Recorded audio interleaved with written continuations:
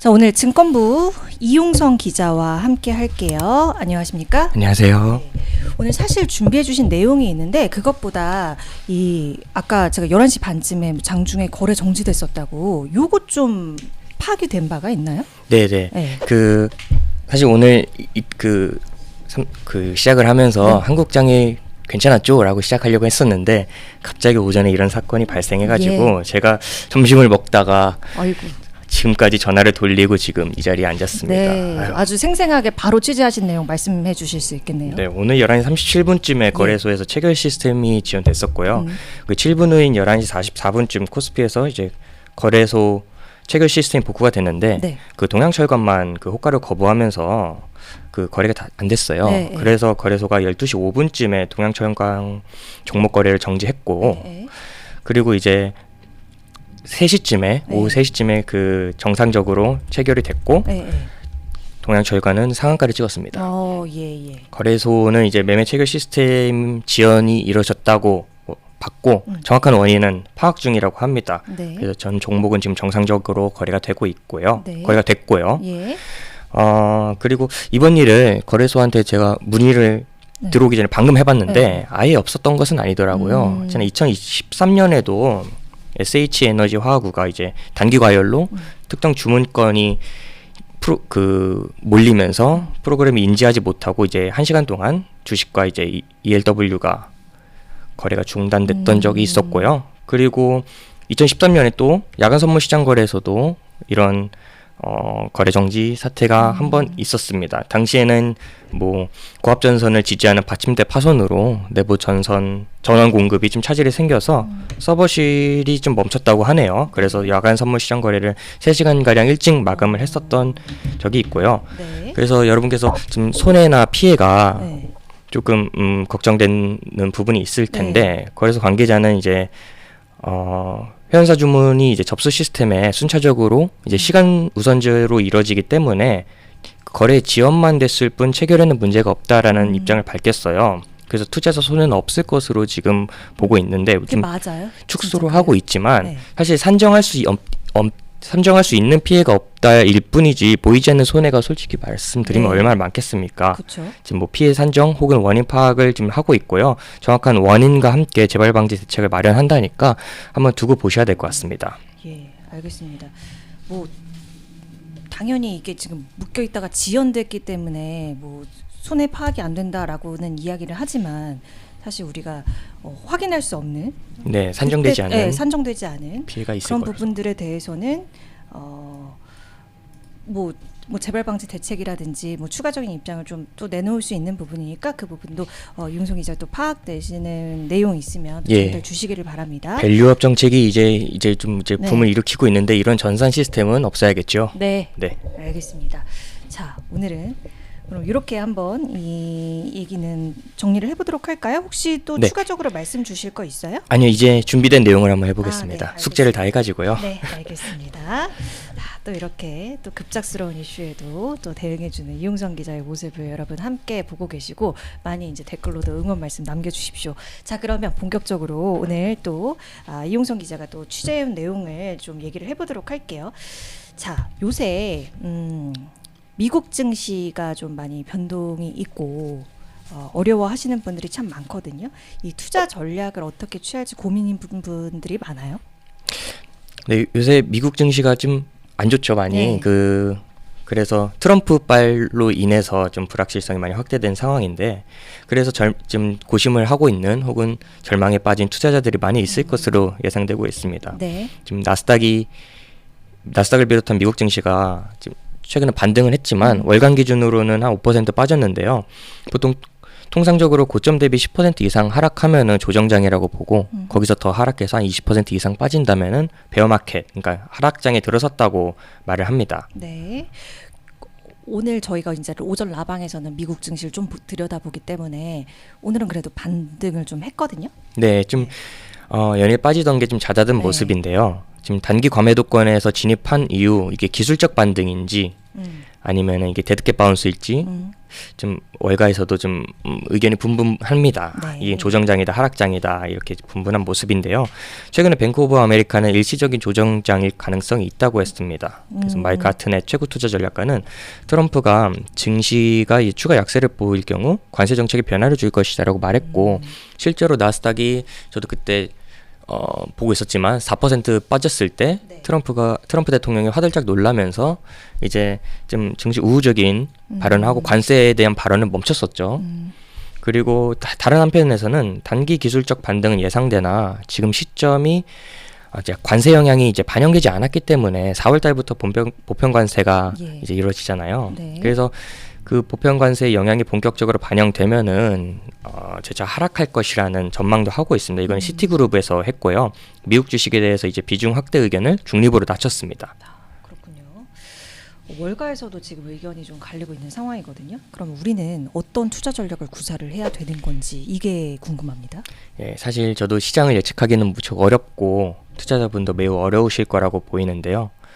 그래서 지금 주목하고 있는 게 시장이 주목하고 있는 게 4월 보편 관세의 시작이거든요. 네. 이때 시장의 방향성이 어떻게 갈 것인지, 미국의 경기는 어떻게 될 것인지, 그리고 과거에는 금리 인하 때문에 배드 뉴스 이스 굿 뉴스였는데 향후에는 이런 그 경기 흐름을 어떻게 시장이 받아들이고 포지션을 잡을 건지 굉장히 좀 모호한 상황입니다. 예. 그래서 어떤 분들은 이제 미국 주식에 장기 투자하면 결국 우상향하니까 좀 지금 물을 타야 된다 이런 전략을 말씀을 하시곤 하는데요. 네. 저는 이거보다는 좀 다양한 상품을 소개해 드리면서 이러이런 전략도 있고 이 상품을 활용해서 좀 이런 포트폴리오를 구성하는 것도 단순히 뭐 빅테크 몰빵 혹은 뭐 어떤 한 종목 테슬라 몰빵보다는 조금 더 건강하고 똑똑한 투자라고 생각해서 오늘 소개해 드리려고 합니다. 아, 네. 그래서- 그러면 자세한 그 내용을 예. 알려주세요. 먼저 대표적으로 여러분 잘 알고 있으시다시피 경기 방어주에 투자하는 방법이 있는데요. 그 유틸리티나 필수 소비재는 경기 침체에도 조금 하락폭이 낮은 그런 특성이 있습니다. 네. 대표적으로 미국 증시에는 XLP 그리고 VPU 티커명으로 말씀드릴게요. 네. 가 있고요.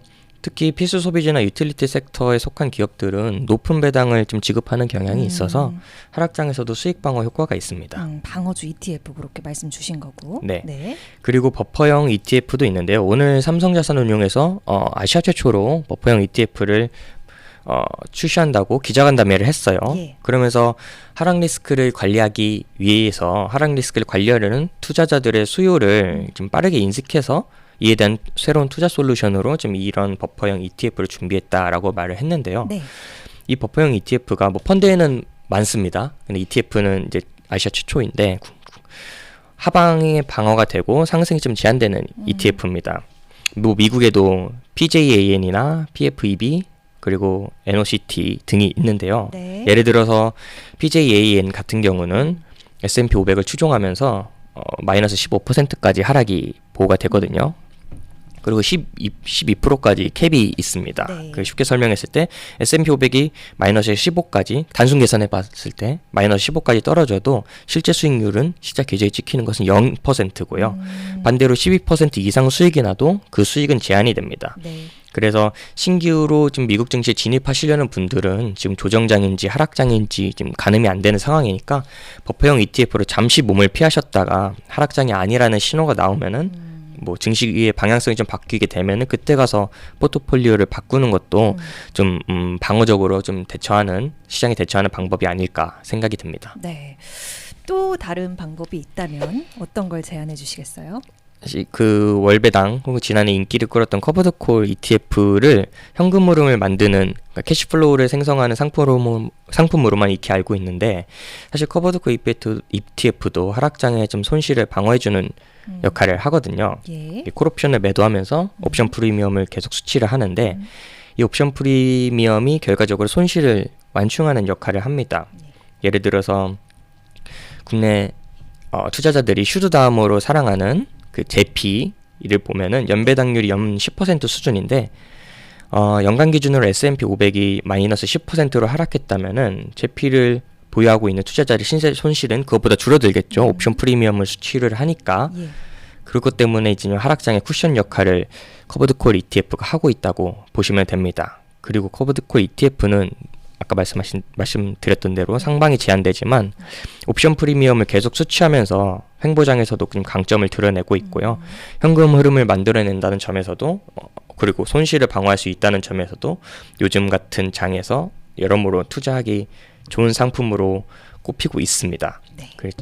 제가 이 얘기를 좀 해명을 하자면은 그 제가 최근에 기사를 썼을 때 이게 굉장히 그 댓글이 많이 달렸어요. 어떤 댓글이요? 기자- 왜 근데 해명이에요? 기자 너는 투자하지 말아라. 아, 그렇네. 너는 모르냐. 너는 모른다. 뭐 이런 뭐 댓글들이 많이 달렸었는데 네. 저도 생각하는 게 미국 증시는 그간 역사를 보면 항상 우상향을 했고 소위 말해서 물을 탄다. 물을 타고 기다리면은 결국에 우상향을 하니까 그거를 좀 유념해서 말씀해 주신 것 같은데요. 사실 2017년이나 18년에 코인이나 주식시장에 좀 어떤 말이 오갔는지 기억하실 겁니다. 그러니까 존버는 승리한다라는 말이 유행처럼 돌았었는데요. 결국 버티면 보면은 좀 승리하게 된다. 혹은 사람들이 그 미국 주식을 보유하고 계속 버티면 된다라고 하는데 네. 그 당시 건강을 버리면서 이제 삶이 피폐해지면서 하루하루 버텼었죠. 그리고 2002년에는 코로나로 인해서 글로벌 증시가 하락을 했습니다. 네. 주식 시장에서는 그때 카타르 월드컵에서 이강인 선수가 인터뷰를 했던 중꺾마라는 발언이 주식 시장으로 흘러 들어오면서 그랬죠. 꺾이지 않는 마음으로 물 타고 버틴다라는 말이 유행이 했었습니다. 결국 2023년, 24년에 대세 상승장이 만들어지면서 결국 대부분 수익을 냈었고요. 그래서 미국 주식이니까 그냥 버티면 되는 거 아니냐고 말씀을 하시는데 저는 그 말에 동의를 합니다.